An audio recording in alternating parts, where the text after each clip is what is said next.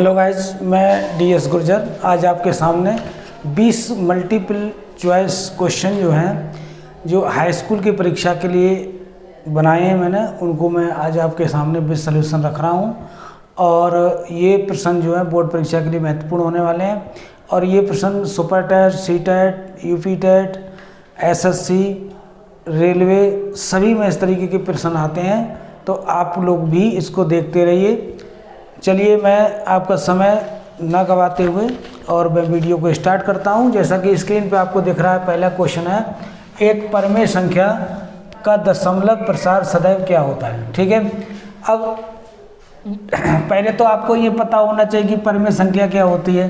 तो परमेय संख्या आपने 9th में पढ़ी थी। परमेय संख्या क्या होती है? P/Q के रूप में अगर कोई संख्या लिखी जाती है और इसमें शर्त होती है यदि Q का मान क्या नहीं होना चाहिए, 0 नहीं होना चाहिए, तो ये परमेय संख्या कहलाती है।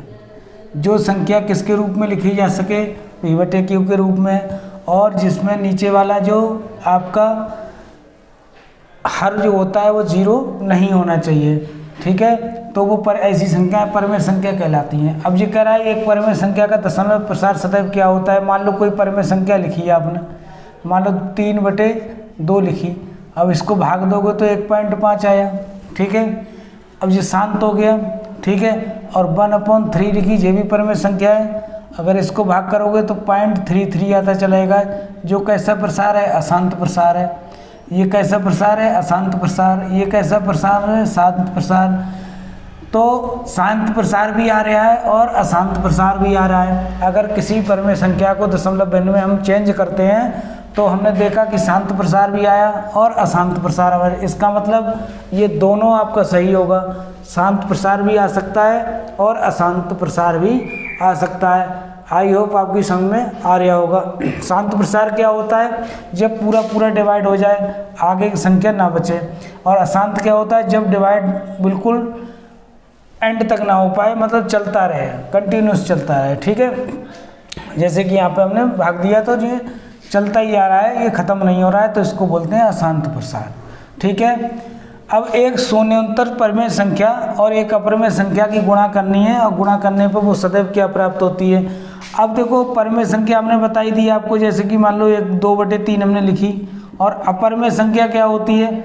अपरमेय संख्या वो होती है जिसका हम वर्गमूल पूरा ना निकाल पाएँ, जैसे √3, √5, √6, ये सब कैसी संख्याएं? अपरमेय संख्याएं। अब देखो जी, परमेय संख्या है तुम्हारी, है ना, ये कौन सी है? अपरमेय संख्या है।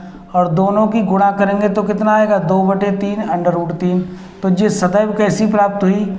ये कैसी संख्या प्राप्त हुई? अपरमेय संख्या प्राप्त हुई। तो कभी भी परमेय और अपरमेय की गुणा करते हैं, परमेय की गुणा अपरमेय से करते हैं आप, अपरमेय से, तो क्या प्राप्त होगा? अपरमेय प्राप्त होगा। आपको क्या प्राप्त होगा बेटा? अपरमेय प्राप्त होगा। अब देखो, यहाँ से अपरमेय प्राप्त हो गया।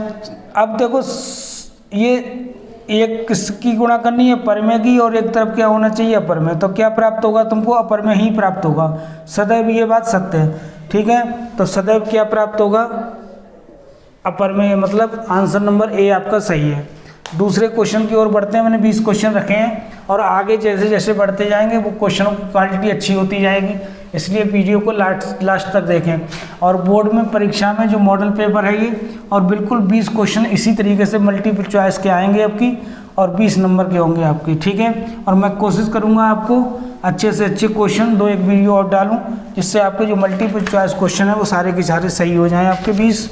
अगर 20 क्वेश्चन आपके सही हो जाते हैं तो 3 नंबर और लाना, 23 में आप पास हो जाएंगे। 70 नंबर का पेपर होता है। तो देखो अगला प्रश्न, देखो ये दिया गया है तीसरा, क्वेश्चन नंबर तीसरा है, और इसमें लिखा गया है रेखा x = 0 और 2x + 3y = 12 का प्रतिच्छेदन बिंदु क्या होगा? प्रतिच्छेदन बिंदु क्या होगा, ये पूछ रहा है। ठीक है, अब प्रतिच्छेदन बिंदु क्या होगा समझ लो। अब देखो ये ऑप्शन दिए गए हैं हमको, इसमें 4,0, 0,4, 0,-4 और -4,0। अब ये समझो कोई भी बिंदु होता है तो जो बिंदु होता है वो दो ये इस तरीके से होता है, x, y होता है। अब x पहले से आपका 0 दे रखा है, मतलब यहाँ पे 0 होना चाहिए, और यहाँ पे देखो यहाँ भी 0 नहीं है, यहाँ भी 0 नहीं है, तो ये तो आंसर हो नहीं सकते आपके। अब दो आंसर बच्चे, इनमें से एक आंसर होगा, वो कैसे निकालना है? देखो समीकरण आपको दी गई है 2x प्लस का 3y बराबर कितना दिया गया है 12। अब x की जगह देखो दिया गया है उसने कितना 0, तो ये x है, यहाँ पे क्या रखना है आपको 0, 3y बराबर 12, और किसी की 0 से गुणा करते हैं तो 0 ही रहता है, तो 3y बराबर 12, तो यहाँ से y बराबर कितना हो जाएगा 12/3 और 3 चौक 12। अब बिंदु क्या होता है, अभी हमने बताया तुमको, बिंदु होता है x, y। देखो x, y। अब x कितना है तुम्हारा 0 और y तुमने कितना निकाला 4, तो प्रतिच्छेदन बिंदु जो आ गया वो 0,4 आ गया, मतलब बी आंसर आपका सही है। ठीक है, तो इस तरीके से आप कर सकते हैं। अगला क्वेश्चन देखो, चौथा क्वेश्चन लेते हैं हम। हमने बताया ना आगे आगे जैसे ही बढ़ते जाएंगे वीडियो में, उसके वीडियो की जो क्वालिटी है जो क्वेश्चनों की वो और बढ़ती जाएगी, मतलब अच्छी क्वालिटी होती जाएगी। ठीक है, अगला क्वेश्चन देखो, चौथा क्वेश्चन है, और इसमें देखो कितना महत्वपूर्ण क्वेश्चन दिया है। उसने कहा है वह बड़ी से बड़ी संख्या जिससे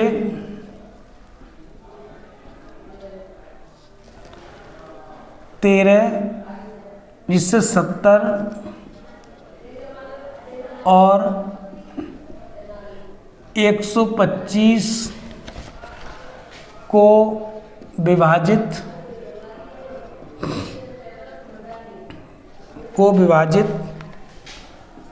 करने पर क्रमशः शेषफल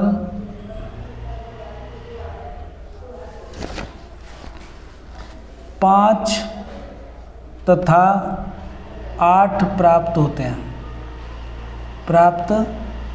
हैं। और ऑप्शन में आपको दिया गया बेटा, पहला ऑप्शन दिया गया 13, दूसरा ऑप्शन दिया गया 65, सी ऑप्शन आपको दिया गया 875 और डी ऑप्शन दिया गया 1750। देखो कितना आसान है।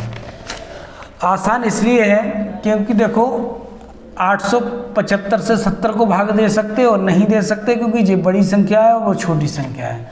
इससे भी आप भाग नहीं दे सकते तो शेषफल तो बचेगा नहीं। शेषफल कब बचता है, जब जिसको भाग देते हैं वो संख्या बड़ी हो, लेकिन ये दोनों संख्याएं इनसे छोटी हैं तो इनसे तो भाग आप दे ही नहीं सकते। अब इनसे भाग दे सकते हो कि ये दो संख्याएं इससे क्या है, बड़ी है।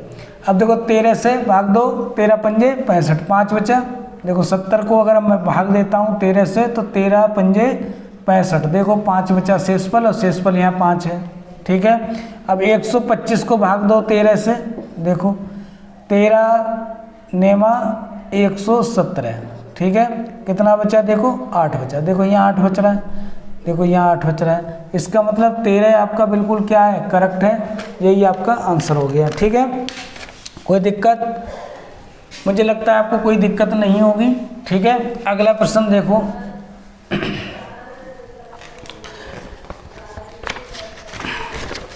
पांचवा प्रश्न है, महत्वपूर्ण प्रश्न है। इस तरीके का प्रश्न पेपर में आना चाहिए। समीकरण दिया गया है, समीकरण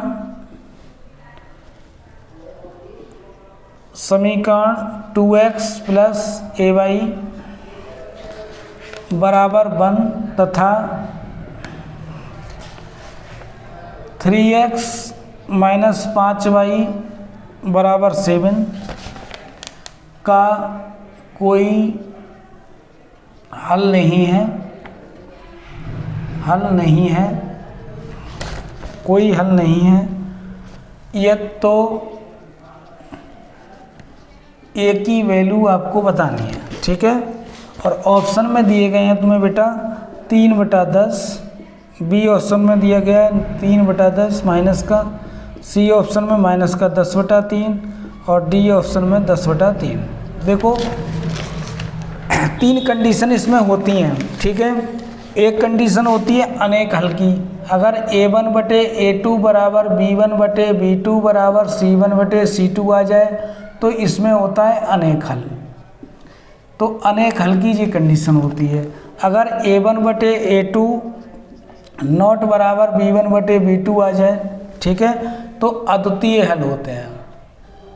अद्वितीय हल मतलब एक हल आएगा आपका जो अद्वितीय होगा, उसके अलावा कोई हल नहीं होगा, ठीक है। तीसरी कंडीशन होती है a1/a2 बराबर b1/b2 और नॉट बराबर c1/c2। इसमें आपके जो होते हैं कोई हल नहीं होता है, इसमें कोई हल नहीं। तो ऐसी कंडीशन हमको, ये कोई हल नहीं वाली कंडीशन हमको दे रखी है, मतलब ये वाला फार्मूला हमको लगाना है। ये जो चीज़ होती है ये वाली a1 होती है, ये आपकी b1 होती है और ये आपका c1 होता है, ठीक है। इधर लाओगे तो c1 माइनस का हो जाएगा, ठीक है। ये आपका a2, ये आपका b2 और ये आपका c2, इसमें लगाना है a1 2 a2 3 बराबर b1 a b2 माइनस का 5। अब देखो यहाँ से यहीं से काम चल जाएगा, 5 दूनी 10/3 बराबर a। तो a का मान आ गया माइनस का 10/3, यही आपका आंसर हो गया। आई होप आप समझ रहे होंगे। अगला प्रश्न देखो बच्चों, छठा प्रश्न छठे प्रश्न की ओर बढ़ते हैं हम। और छठा प्रश्न क्या है देखिए, छठा प्रश्न ये है, द्विघात समीकरण 2x² माइनस का 4x प्लस का 30 बराबर 0 के बारे में सत्य है। मतलब कौन सा कथन इसमें सत्य होगा, ठीक है। पहला कथन दिया गया है विविक्त कर शून्य है, शून्य से विविक्त कर शून्य है, पहला आंसर। दूसरा आंसर, पहला आंसर विविक्त कर शून्य से कम है, शून्य से कम है। तीसरा दिया गया है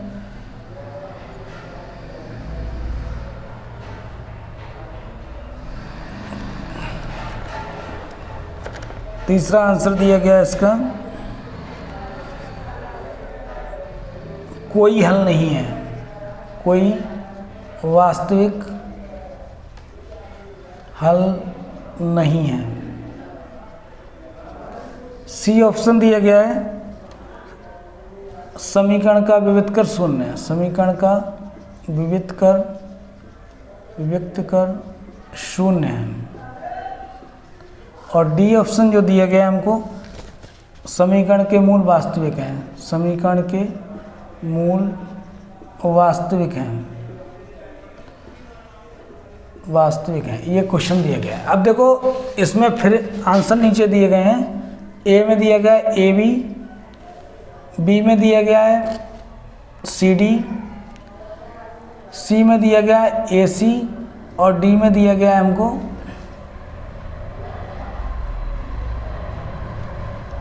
ए और डी, ठीक है। इस तरीके से आंसर दिए गए। अब देखो ये आपको विविक्त कर पता ही होना चाहिए। विविक्त कर क्या होता है, डी बराबर b² माइनस का 4ac। अगर इसका मान 0 से कम आता है मतलब ऋणात्मक आता है तो इसका कोई वास्तविक हल नहीं होता है, ठीक है। और अगर 0 से बड़ा होता है तो इसके वास्तविक हल होते हैं। बस इतनी सी बात समझनी है आपको। ये तुम्हारा यहाँ पे जो लिखा होता है ये ए होता है, ये बी होता है और ये सी होता है। अब इसमें लगाओ तो -4 है तो -4 का स्क्वायर, 4 गुणा 2 गुणा 30, 30 है या 3 है, ये 3 है, 30 नहीं है। कितना है, 3 है, ठीक है। तो इसको हल करो, 4 चौक 16, 4 दूनी 8, 8 दिया 24, माइनस का आ गया 8। अब देखो नेगेटिव आ रहा है और नेगेटिव आ रहा है तो 0 से क्या है, ये 0 से छोटा है, ठीक है। और 0 से छोटा है तो इसके कोई वास्तविक हल नहीं होगा। और देखो विविक्त कर शून्य से कम आ रहा है तो इसका मतलब पहला और दूसरा दोनों आंसर क्या है आपके, सही है। इसके बाद क्वेश्चन अगला लेते हैं, ये छठा क्वेश्चन था। अब 7वें क्वेश्चन की ओर हम बढ़ते हैं। क्वेश्चन नंबर 7 देखो, क्वेश्चन नंबर 7 क्या है, 7वां क्वेश्चन ये है, प्रश्न नंबर 7 की ओर बढ़ते हैं और 7वां क्वेश्चन ये है कि यदि समीकरण एक्स स्क्वायर प्लस के एक्स माइनस का 5/4 बराबर 0 है का एक हल का एक मूल दिया है, एक मूल 1/2 है, तो के की वैल्यू क्या होगी। ठीक है, अब देखो इसमें ऑप्शन दिए गए हैं के की वैल्यू के लिए। यहाँ दिया गया है 2, -2, 1/4 और 1/2। देखो कैसे करना है इसको, समझो जितनी घात होती है उसके उतने ही मूल होते हैं। इसकी 2 घात है तो 2 मूल होंगे, 3 घात होती है तो 3, इसके 2 मूल है तो 1 मूल आपको दे रखा है। और मूल क्या होता है, मूल ये होता है वो समीकरण को संतुष्ट करना चाहिए, मतलब इसको x की जगह लगा के ये 0 होना चाहिए। तो लगाओ x की जगह 1/2 का स्क्वायर प्लस के 1/2 माइनस 5/4 बराबर 0, 1/4 हो गया बेटा, माइनस का 5/4 जी यही तुम्हारा, और जे के का मान 1/2 तुम्हारा ये लिखा बराबर 0। यहाँ क्या लघुत्तम आ गया 4, माइनस के 4 बचे और जी के इंटू 1/2 बराबर 0। ये 4 एकम 4, 1 बचा, तो के 1/2 माइनस का है इसलिए इधर ले जाओ प्लस का हो जाएगा, तो के की वैल्यू 2 एकम 2 आ जाएगी सीधे आपकी। तो इसका आंसर हो गया आपका ये। ठीक है, अगले प्रश्न की ओर बढ़ते हैं। ये क्वेश्चन नंबर अगला था, अब इससे अगला क्वेश्चन लेते हैं। अगला प्रश्न देखो ये है आपका,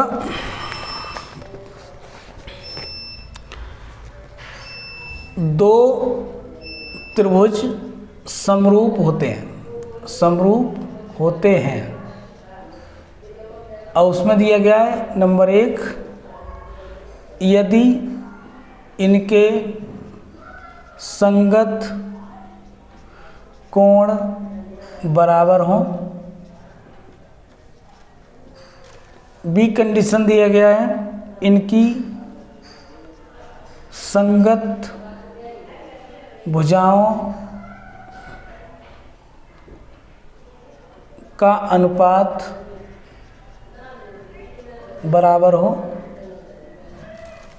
सी ऑप्शन दिया गया है दोनों कंडीशन, और सी दिया इनमें से कोई नहीं, ये दिए गए हैं। ठीक है, अब देखो कोई भी त्रिभुज समरूप कब होता है, इस तरह की कंडीशन होती हैं कि या तो ये संगत कोण ये बराबर हो, आपस में ये इसके बराबर हो, ये इसके बराबर हो और ये इसके बराबर हो, या फिर इनकी जो संगत भुजाएं हैं इनके अनुपात क्या हो, बराबर हो, तो वो कैसे कहलाते हैं, समरूप कहलाते हैं। तो इसमें जो दोनों कंडीशन सही है इसलिए सी आपका आंसर सही होगा। ठीक है, अगला प्रश्न की ओर बढ़ते हैं। अगला प्रश्न ये है कि एक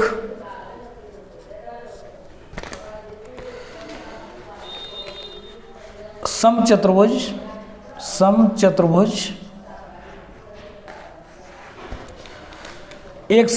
के विकर्णों की लंबाइयाँ 16 सेंटीमीटर तथा 12 सेंटीमीटर हैं।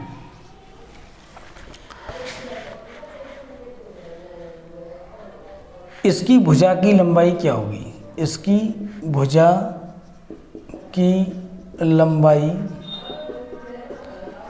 क्या होगी। ऑप्शन दिया गया है 9, 10, 8 और 20। ठीक है, समचतुर्भुज कैसे होता है, इस तरीके का समचतुर्भुज होता है। ये समचतुर्भुज है, एक विकर्ण जे है, एक विकर्ण जे है। एक विकर्ण 16 है, दूसरा 12 है, तो ये 6 इधर हो गया और ये 8 इधर हो गया। अब देखो ये यहाँ पे 90 अंश का कोण बनाता है, ठीक है। तो यहाँ पे जो ये क्या हो जाएगा, कर्ण हो जाएगा, तो ये हो जाएगा 8 का वर्ग प्लस 6 का वर्ग और ये आ जाएगी भुजा, ठीक है। अगर अब ये कितना हो गया, 100 हो गया, और 100 का वर्गमूल कितना 10 होती है, तो 10 भुजा आ गई। आपका आंसर कितना हो गया, आपका आंसर 10 हो गया, ठीक है। फार्मूला क्या मिल गया आपको फार्मूला मिल गया कि समचतुर्भुज की भुजा निकालनी है, तो आपको क्या करना होगा, d1/2 का स्क्वायर और d2/2 का स्क्वायर, मतलब पहले विकर्ण का आधा का स्क्वायर प्लस दूसरे विकर्ण के आधे का स्क्वायर करेंगे आप, तो आपको क्या मिल जाएगा, उसकी भुजा मिल जाएगी, ठीक है। अगला प्रश्न देखो, अगले प्रश्न की ओर हम बढ़ते हैं।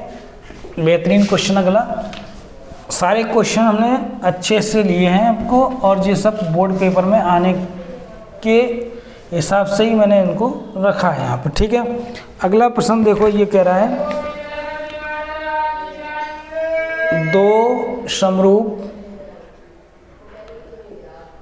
दो समरूप त्रिभुज की भुजाएं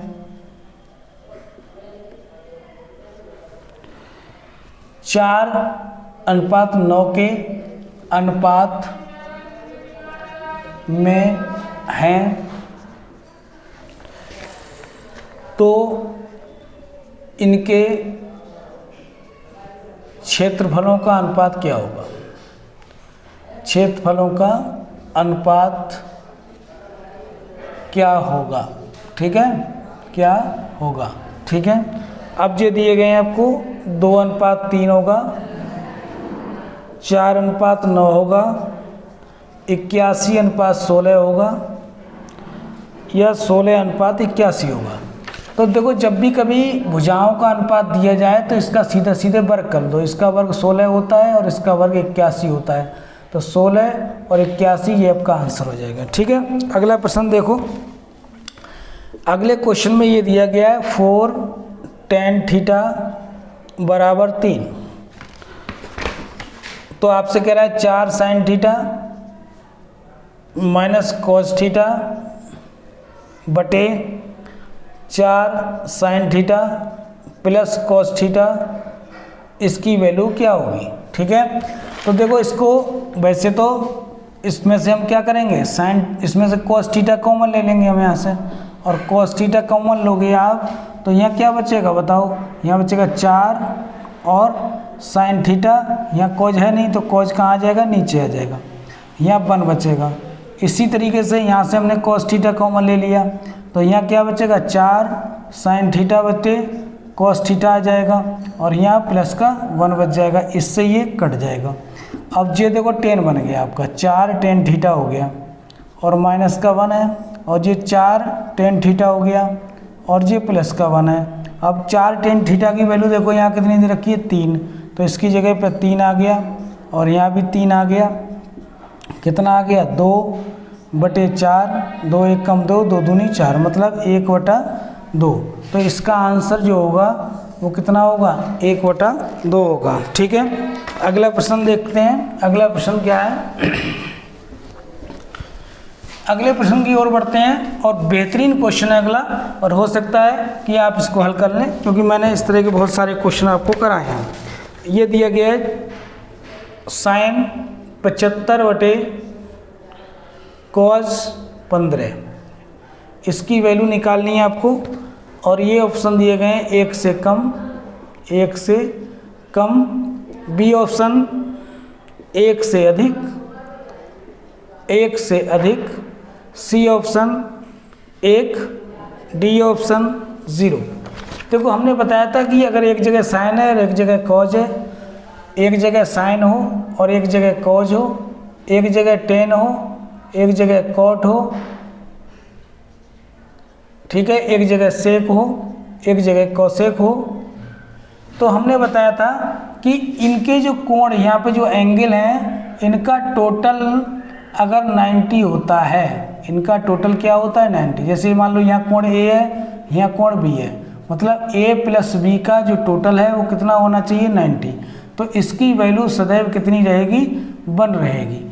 तो देखो यहाँ पे इनको जोड़ो, 75 प्लस 15 दोनों 90 हो गए, और 90 हो गए तो इसकी वैल्यू सदैव कितनी हो जाएगी, 1 हो जाएगी। एक जगह साइन होना चाहिए, एक जगह कॉज या टेन और कॉट या फिर सेक और कोसेक, ठीक है। अगला प्रश्न देखो बेटा, ये दिया गया है, यदि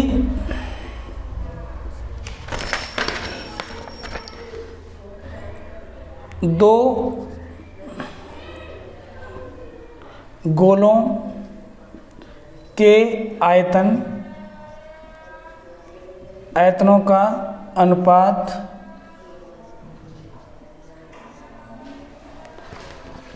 64:27 है, तो उनके पृष्ठीय क्षेत्रफलों का अनुपात क्या होगा, अनुपात क्या होगा। ऑप्शन ये दिए गए हैं 3:4, 4:3, 9:16, 16:9।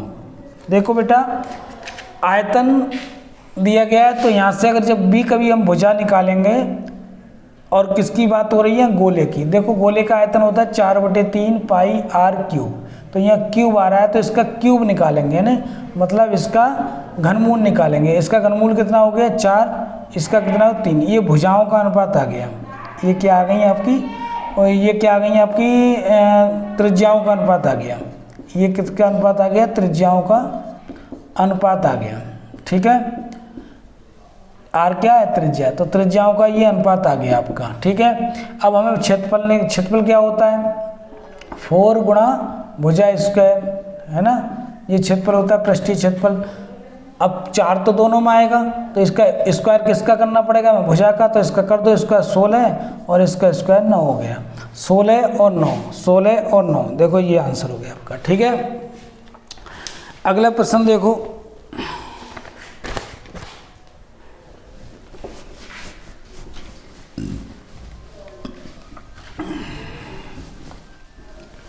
अगला प्रश्न बेटा दिया है, 1 से 10 तक की संख्याओं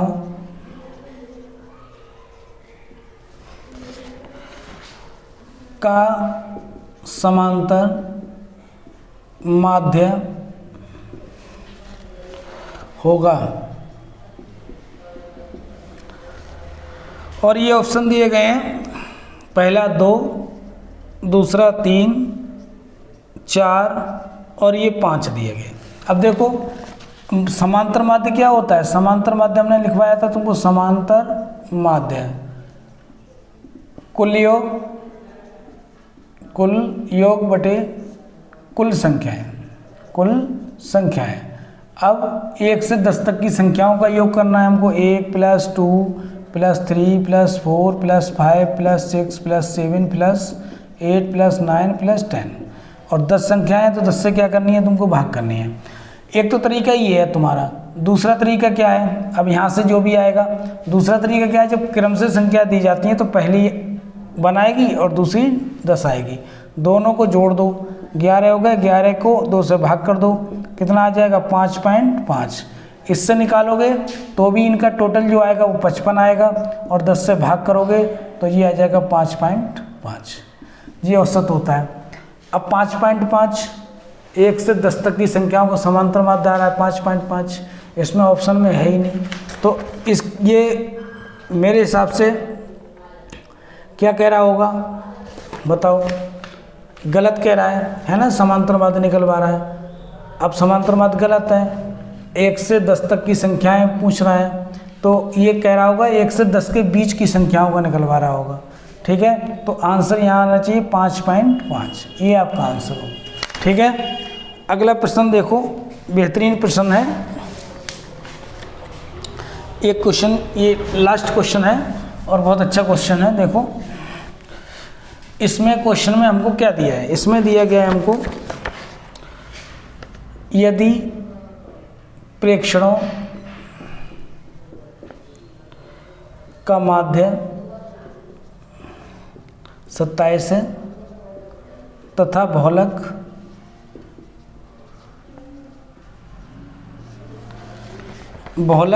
45 है, तो माध्यिका क्या होगी? माध्यिका क्या होगी? माध्यिका क्या होगी? ठीक है, देखो फार्मूला होता है बेटा, बहुलक बराबर 3 गुणा माध्यिका और 2 गुणा माध्य, 2 गुणा माध्य। ठीक है, अब बहुलक कितना देगी? 45। माध्यिका हमको निकालनी है। ठीक है, माध्यिका निकालनी है। 2 गुणा माध्य, माध्य कितना दे दिया तुमको? 27। अब जी माइनस का इधर लाओगे तो प्लस का हो जाएगा, 27 दूनी 54 बराबर 3 इंटू माध्यिका। अब देखो ये कितना हुआ? 9 और ये कितना? 9 और ये 3 गुणा माध्यिका, और माध्यिका के आगे 3 गुणा में कोई तो बटे में आ जाएगा बेटा ऐसे, और ये हो गया माध्यिका। ठीक, 3 से काट दो, 3 तिया 9, 3 तिया 9, तो 33 जो आ गई हमारी, वो क्या आ गई? माध्यिका आ गई। यही हमारा आंसर हो गया। यही इसमें ऑप्शन में दिया जाएगा। यहाँ पे ऑप्शन जो दिए गए थे वो ये दिए गए थे 32, 33, 34 और नन ऑफ दीज। तो आपका आंसर कितना हो गया? 33 हो गया। ठीक है, आई होप आपकी समझ में आए होंगे। और ये मैंने आपको आज कुछ सवाल जो मल्टीपल चॉइस थे, जो हाई स्कूल के पेपर में आएंगे 20, उस तरीके के कुछ सवाल लिए। आगे भी मैं इस तरह के सवाल लेता रहूँगा, और आप वीडियो को अधिक से अधिक लोगों में शेयर और सब्सक्राइब जरूर करें। मैंने इस बात को लास्ट में बोला है, आप समझदार हैं। जो गरीब बच्चे हैं उनको भी लाभ मिल सके, जो लोग पढ़ाई नहीं कर पाए किसी वजह से, वो रह गए हैं, तो वो भी अच्छे नंबर प्राप्त कर सकें। इसलिए आप उन लोगों तक इस वीडियो को जरूर पहुंचाएं और उनको सब्सक्राइब करने के लिए प्रेरित करें। धन्यवाद।